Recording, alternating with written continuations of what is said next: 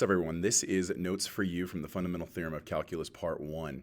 What I want to share with you is how when we draw a function, we'll try to draw an arbitrary random f function, and we're going to bound it on two integrals, or across an interval of integration from a to b. Now, what we know already, or we should have already discussed, is that the area of under the curve a is the definite integral of the function, so from a to b of f of x dx.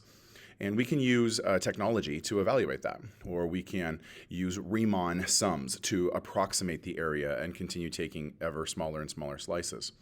But what we want to build into our understanding today is, what if it's not going from a to b, which are definite numbers, but from a, some beginning in, like amount, up to a changing, an input x function. So knowing that the integral from a to this arbitrary x, we want to talk about the area under that curve. Actually, the way I think about it, I probably shouldn't use hash marks or any sort of like crisscross. Like, I should color it with vertical lines, vertical stripes. Each of those vertical lines is a height of the function at a specific location based upon the x-axis. So move over to a new x location, draw a new line up to the height of the function. And if you continue drawing lines like this, we will totally fill up the space underneath the curve.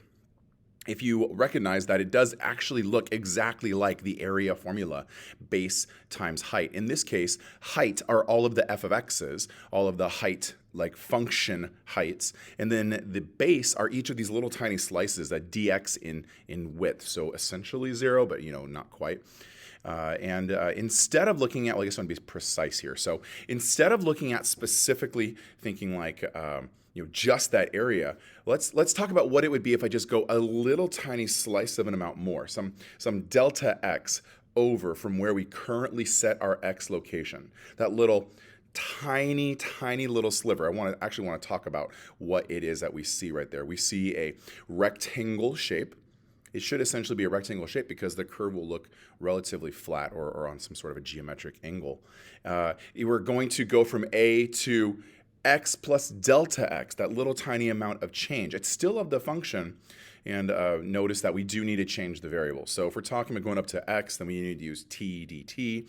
And instead of using a for area, we should probably use capital F, because that's notation for antiderivative. So capital F for the area, for the antiderivative, tells us that the old area up to x and the new area, adding just a little bit more of the slice, will give us an estimation for how much growth there is. Right? If you want to talk about the rate of change of an object, we need to look at the amount of growth from one point in time to the next point in time. So I guess this question of the Fundamental Theorem of Calculus Part 1 is, can we talk about the rate of change of the area under the curve? Well, in order to do that, we're just going to set up the same sort of structure that we would have from the limit definition from Calc 1. We have the new area, so capital F new of x minus capital F of x. Those are areas under the curve, and that delta F amount of change is calculated as the change in height over the change in x. So we're looking at that element of just a little bit more, some function f of x plus delta x. And as we add them up, we maybe recognize that we can divide by a delta x, divide by that change to get that. All right, we're talking about the change in area over that tiny little bit of a slice. So that actual little amount is collapsing, meaning that the distance, the height of the first space and the height of the x plus delta x space are getting really close to 0, really close together.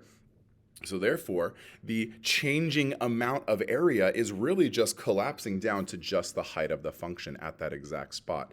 In other words, if capital F of x is the antiderivative, then the derivative of capital F is the actual function itself. Fundamental Theorem of Calculus allows us to connect the antiderivative and the derivative together to the parent function, and we need that going forward. Thank you for watching this video. Continue diving deep on Fundamental Theorem of Calculus, and I'll see you in the next video. Bye.